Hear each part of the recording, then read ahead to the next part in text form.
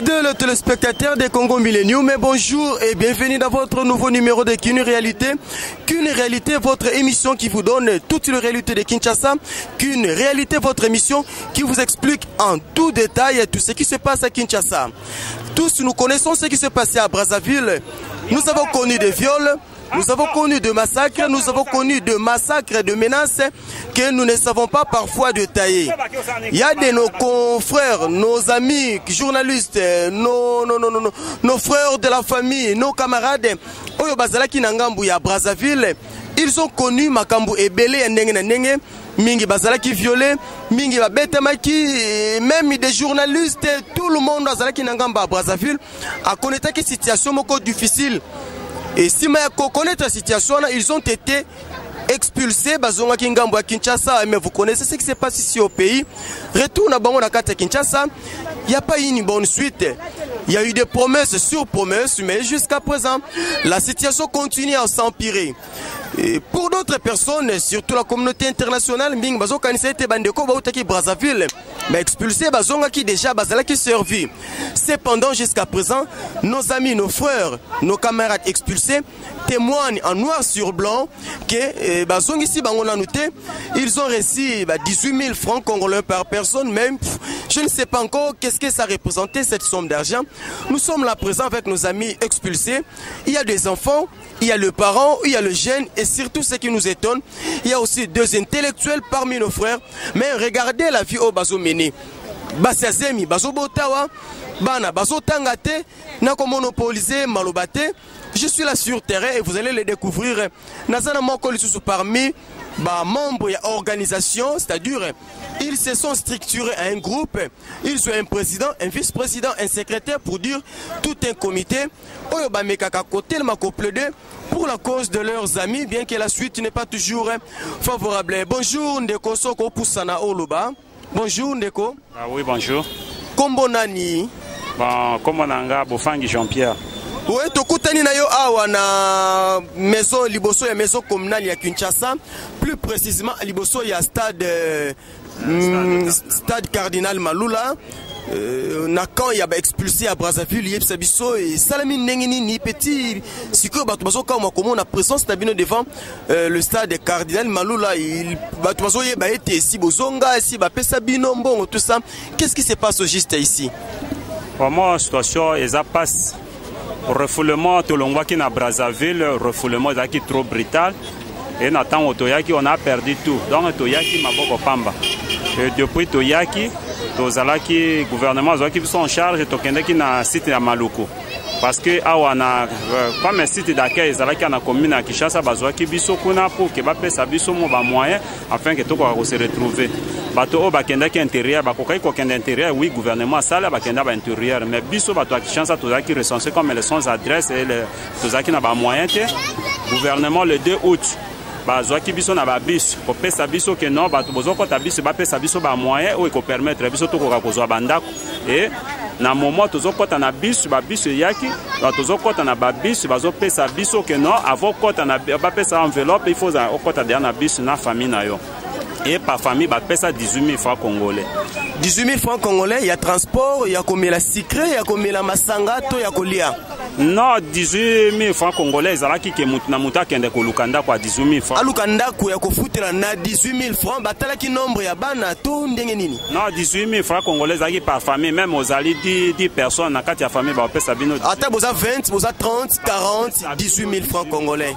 Et les cas ki ndenge nini? Bon, on attend ba iko pesa mbongo wana bazo pesa déjà na kati ya biso et tozalaki wana bato na destination na bango balobai non il faut bon biso ba mususu to bandi ko observer na bato bakotaki déjà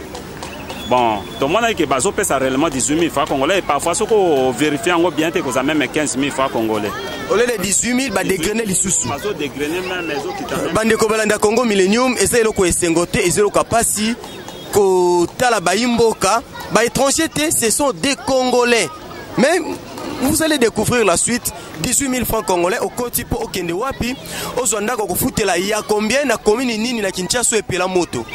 Oui, yango Toyaki. Bazo pe biso na babiso bazo même biso directement na commune oyo na kati ya commune libanda te mais na kati ya commune. Ezaki le 2 août bakosi biso na babisu na kati alors vraiment esalaki biso passe oza na moyen te bapesi 18 000 francs congolais yango tojijaki bon tokende auprès ya baautorité si parfois avec 18 000 francs congolais parce que tomelaki mpe mingi na Congo parfois possibilité pe kofuta mbongo ya 18 000 francs congolais koki kozape na Kinshasa tokende parfois tozala wana parfois ekoki kopermettre biso alors vraiment esali biso passe parce que tozali na bafamille toyaki basi ya bazemi bazali toyaki bana na biso année passée batangaki te parce que l'école ekatana na nzela et à peine même toza année oyo eza déjà en cours toza déjà na premier trimestre bana na biso mpe bazotanga te toza à peu près na 250 plus de 200 enfants donc bana bazotanga te toyaki na bamama bazemi bamama bazobotela biso sur place bazobota kaka na kati ya bandako oyo moko abotaki lobi azali sur place wana abotaki aza na kati kuna azali na kati awa aboti kaka lobi mais esalemi ndenge nini na kati ya ndako te na kati ya batanti boye aboti wana. Oui, aboti prise en charge ezalité na part ya l'état prise en charge ezalité donc bato bazobota sur place baza basi parce que bazemi kuna elongwaki déjà ba mois ba 2 mois banini basali même pas ta pesé neti sepen basalité et jusqu'à présent bazobota na ba condition wana mais toyoka qu'il paraît que bakabula ki même mabale bela partir ya kuna bande comme sous il semblerait que ba se retrouver awa na bana mais mibali lokula bazalaki ba Brazzaville d'origine moya ko yezalaki te bazongisi basi na bana maintenant ba pauvre femme wana bazosala ndenge nini pona kobokola bana vraiment ezali passe na ebite soki okoki kolekisa caméra okomona ke ba continue ba so etandami le long ya goudron ozomona ke bana baza na risque parce que bana mingi bazotuta pe bango na bato ya moto vraiment tout connaître même cas ya moto tout à moi na moko mendicité forcée donc maman a obligé à pousser moi na par force asenga parce que maman azoka soni ya kosenga azo pousser moi na soka zu quelque chose ne maman salizando na poko donc na mendicité force bande ko balandi ya Congo Millennium tokotambusa caméra eza pasi kotala ete mama moboti aboti na ba condition oyo pendant que nous avons un gouvernement qui prétend être responsable, un gouvernement qui prétend prendre tout en charge. Mais voilà vous-même, la situation est là, on ne sait pas comment commenter. Tokotambu sa caméra, toko kutanana mama otaki kobota, bandeko basi bazali pe bakoloba ya mingi ndeko ngoko bakselo konini. Bon na lingai na loba boy, ba condition tozali d'abord toza exposé na balabala. Tozani douche ezalité, toilette ezalité. Pour que muto asala toilette, il faut akende kofuta 200 francs congolais na commune. Parfois, toza wana babache ezalité. Ce qui peut mbule beti, toza na accès ya kokota na communauté. La police bazo benga na biso. Ba maman douche ezalité, ba maman basukola libanda et surtout ba chege butu bazo ya ko influencer bango ko komona tango amoni maman zo sukola libanda zo ya naza na 2000 na bimana yo. Donc ezali vraiment non, ça c'est vraiment regrettable. Bandeko balandi tokotambusa micro, tokotambusa caméra. Ba mama bakoloba ndesima tokosonga lisusu na ndeko na biso pour continuer émission na biso et aucune réalité. Et je vous rappelle que ndeko toso solana yenda zali vice-président, il y a structure oyo, il y a bandeko bautaki expulsé à Brazzaville précisément au Bazali liboso, il y a stade Cardinal Malula. Totambusi caméra ndesima tokosonga lisusu na masolo na ndeko topesa pe chance bilenge basi bana mike pe ba mama batel sabiso et surtout totali sabino ndeko mwasi autaki kobota ça c'est regrettable tolanda ba image totali sika tokokoma merci beaucoup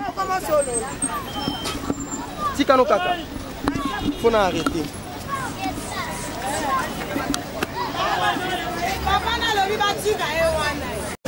bandeko balandi ndenge tolakaki bino tokotambusa caméra totalisa bino maima koleka awa lolenge nini bato bazwami pe tozokoma malembe sika ndeko mwasi autaki kobota ndako oyo bozomona nde ndako wape sika ndeko mwasi autaki kobota tokotana kati totala qu'est-ce qui se passe là-bas tokotana na mama to meka pe kotuna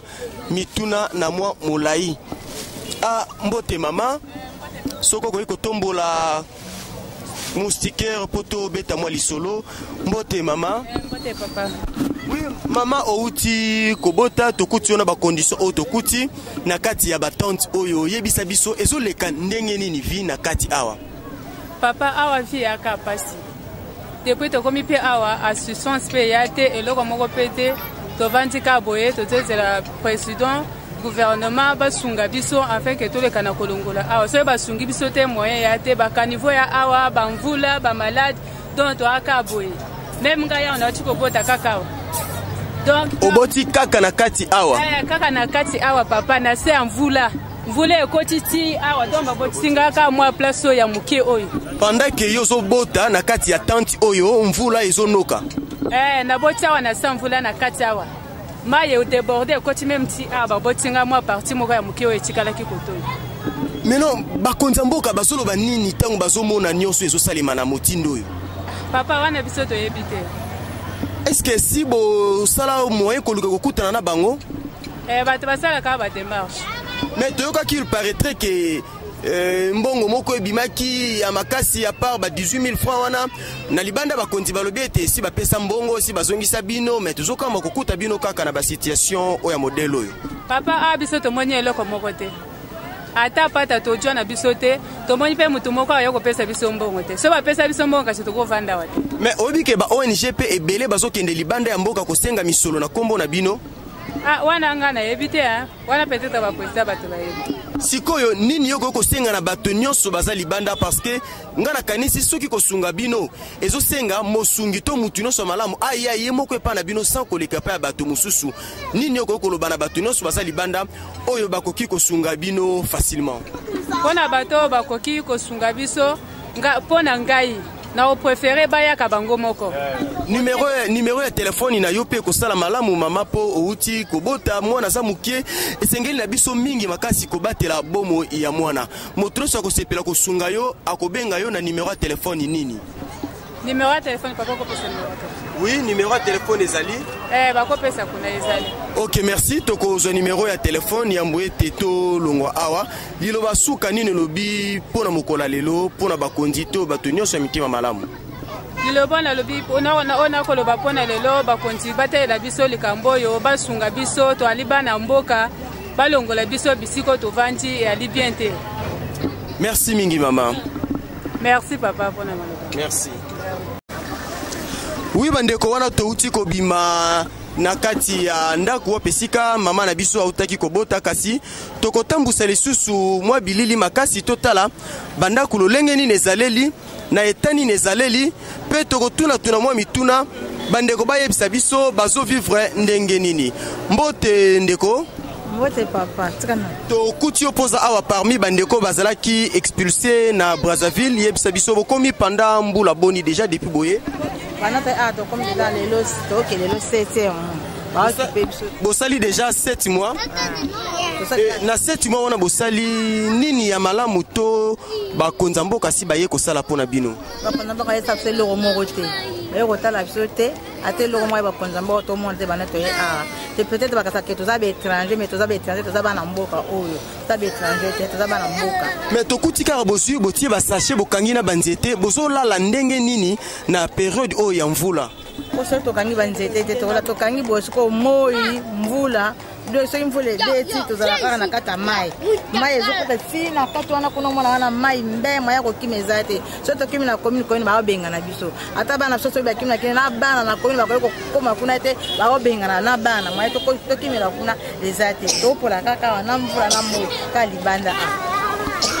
mbote ndeko mwasi tomoni opozali na mokumba ekomi déjà ya sanza boni comme déjà 6 mois.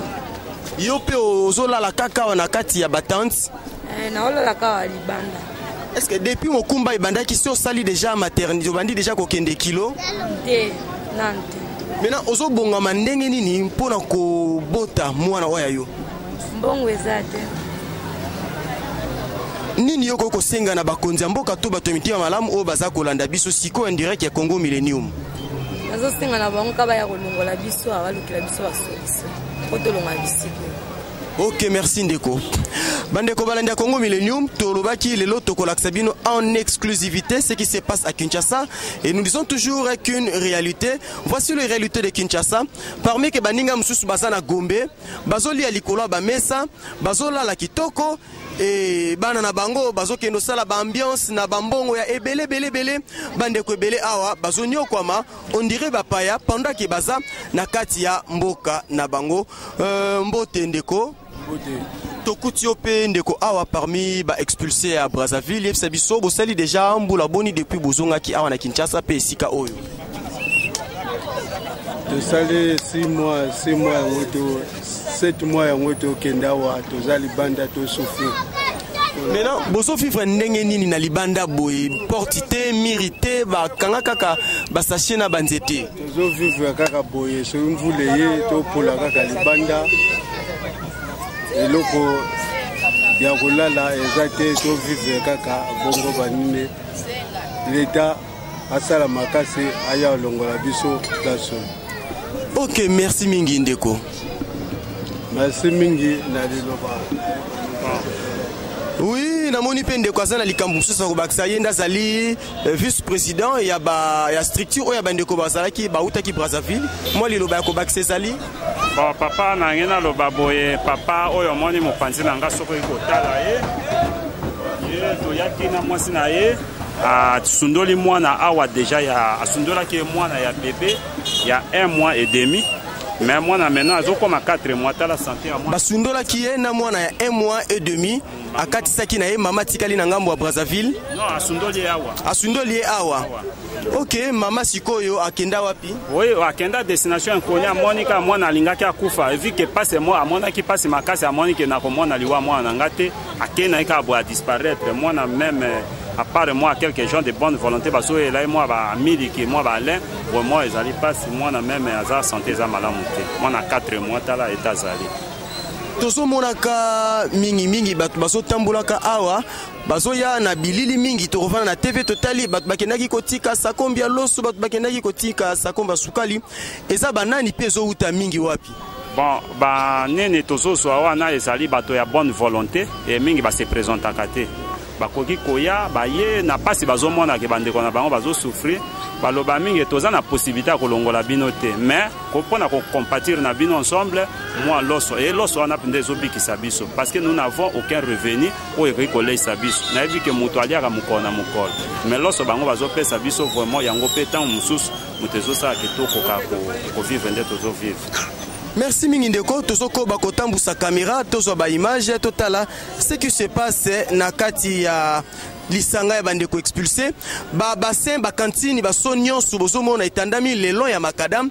eza teke bazo zela mvule noka po bazwa mai eza baso ba cantine ba bassin oyo batia wana pona kozwa mwa lisungi na bata motema malamu mususu akoleka akamati mwa makuta apesi mususu akoleka akokamata mwa lipati na kati mwa sacha sukali atina kati kaka pona kosunga bandeko na biso oyo bautaki ngambu ya Brazzaville tomoni pe mama zali awa azali na mwanda ya ko bakisa lisusu mbote mama mbote papa tomoni opozali parmi bandeko bazalaki expulsé na Brazzaville yebisa biso situation na bino awa eza ndenge nini papa nanga na mwali sulika pa oloba te situation oya très difficile toi na difficulté moko makasi nde tovandi awa eza na pasi moko ya makasi na eza kutu ya oloba te yo moko ozomona tala place tozola toyoki bakonza mboka bapesaki bino mbongo ebele po bolongo awa papa nanga bapesi biso 18 000 francs congolais neti ngabo na 9 bana na ngai moko lokola 10 na de koko na ngai combien na 12 te mais 18 000 francs congolais et depuis bapesa 18 000 francs congolais bayaka lisusu te ata assistance ya moto moko ezate ke ngai ko assister biso awa nini ozosenga na bakonzi ya mboka pe na bato ya motema malamu bon nasengi bato ya bakonzi ya mboka na bato ya mitema malamu oyo penza nzambe apambola mitema na bango apambola bango na mosuni pe na molimo kopambola mosuni eza bato bazwa vi na kati ya Kinshasa oyo bazwa bandaku bazwa bambongo na bango nzambe apambola bango deja donc bato bayebani epata ta nzambe na likolo oyo nzambe apambola bango baza mitema malamu ya mawa baya kosunga biso tozoluka so biso ta mbongo ya kofutira bandaku okela biso kofutira bandaku to banda pe vi lokola baninga po bana biso aneleki batangi te aneleki oyo lisusu ndenge moko siko avenir ya bana oyo tozokoka te tozala basusi ya ndaku tozala susi ya avenir ya bana na biso po lobi bango bakokoma baministre badepute po baministre oyo mwana baoleka babandaki mikeka lokola bango batangi baklase nde yango bakomi baniveau baza siko oyo so batangi ba classe te bakoma bane bakuluna te pona bike mwana so katangi classe te akoma kuluna po akozelo ko moko te aruka kende ko yiba po atanga na yete mais mwana oyo atanga na avenir na ye donc lobi lo bakozwa mwana musana ye asali pe amoye akoma moyibi ezate bo siko lokola batiki bana biso donc bakoma bakuluna bakoma bamiyibi donc to sengi batamite mamalamu na bakonzi ya mboka to sengi bango pardon na bango basunga biso penza tozo luka na biso bazo kanisa biso sengi pe banini na banini te oyo ka do to luka place ya kovanda luka ne place ya kovanda po to banda via sika biloko tu baboto na Brazzaville batikala nango comme donc waki ona mboka na bango baboto yango batikali nango biso to maboko na makolo siko to kobandela ndenge nini eloko zo kase biso nde yango wana ezala bato bayibi koteka bakona moko koteka bazana moyo ya koteka fo exact ya koteka place ya kovanda exact. Merci mingi mama to kobi toujours kotambusa bilili na biso en tout cas to komona nini ezoleka na kati awa mituka ndenge ozomona ezotambola wana bana bazolanda mituka mpona koluka kosenga mwa eloko ya kolia mwa 100 francs mwa 500 francs mwa 400 francs bana bazoparcourir bariske ebele kolanda mituka kolanda bamoto baaccident ezosalema riske nde kutu tozobanga ezali komona ke bana bakoma lisusu kozala kidnappe tala bana bazali batandami wana bana bazotanga te bana ya kolia pasi mbote mwana. L'été sundoli biso et sundoli biso tande tova na place abwe za salté to ngande na zabwe na obela na obela tabaluke la biso naza na besoin kotanga sko bolia kandenge nini tolia kana kosenga sos ati mususu so sengi afingio mususu mawa apesio siko soki mvula enoki bozalaka ndenge nini na esika oyo biso nyonso kaka na kata mai bana bebe tomemi bango nini yo kosenga na bakonza mboka mpe bato ya mitima malamu basunga biso. Merci mingi bandeko ezali pasi kotala lolenge nini mwana zoloba pasi mawa me tosala boni tokolemba te koloba tokolemba te tokobeta toujours sete toujours na kati ya bokasi ya libos Ricky Dubenzi tokotalisa tout ce qui se passe à Kinshasa toute les réalités que ça soit bonne ou mauvaise nous n'avons pas notre choix à faire ce que nous pouvons dire c'est juste dire la vérité et rien que la vérité. Ouais, ndeti bana bazotambola bazolanda mutuka wana ezaka ka po basenga mbongo soki bakaniseli bango na mwa ndambo ya kolia ndoko mona bakamati mbongo 1000 francs to 500 francs congolais bazongisi baye kopesa ba parents tala risque bana bazo parcourir ndenge bazolanda mituka ndenge bazolanda ba moto en tout cas c'est vraiment regrettable.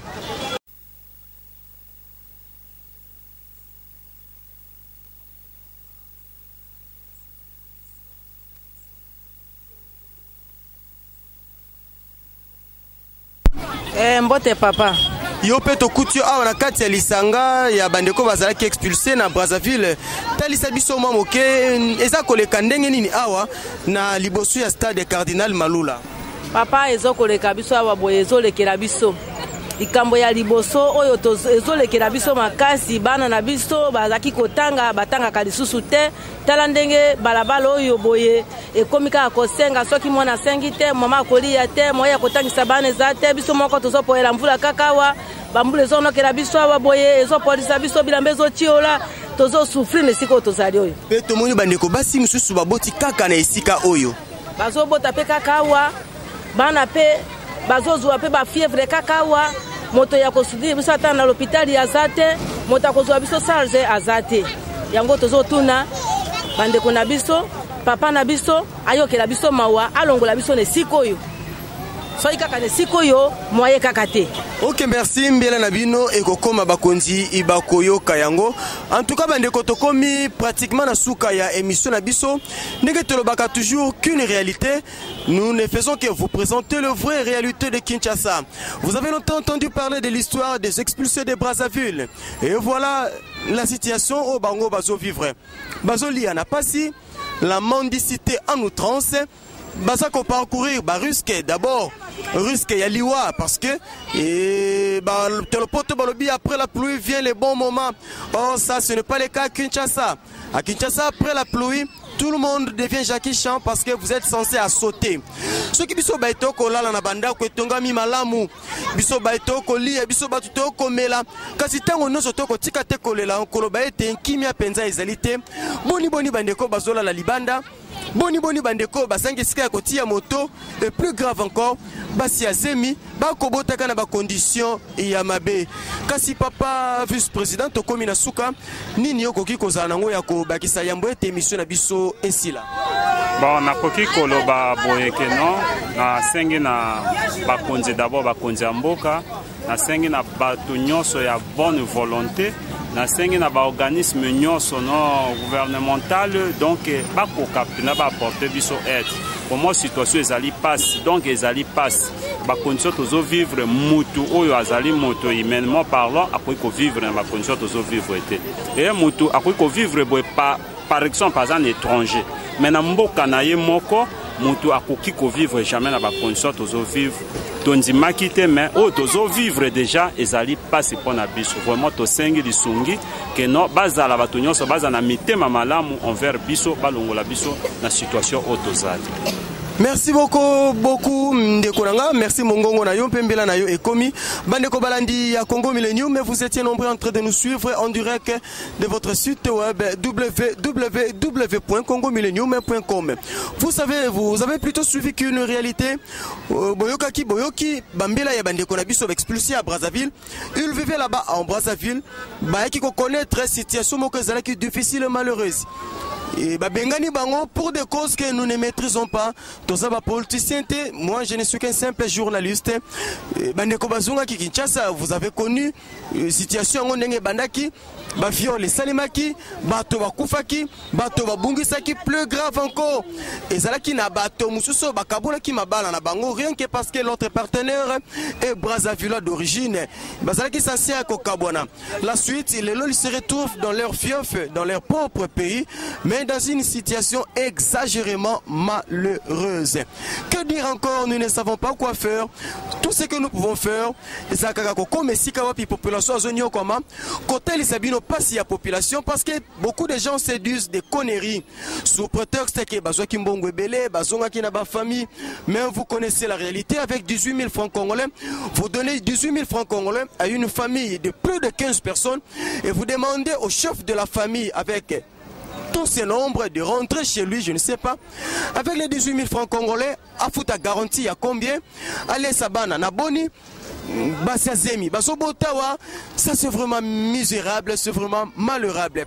Merci les binons Bozala qui branchent na www.congomillennium.com. En tout cas, Tokotani Mbalasima, pour aller dans le micro, Zala qui bongo ya bino ndeko belo kashala.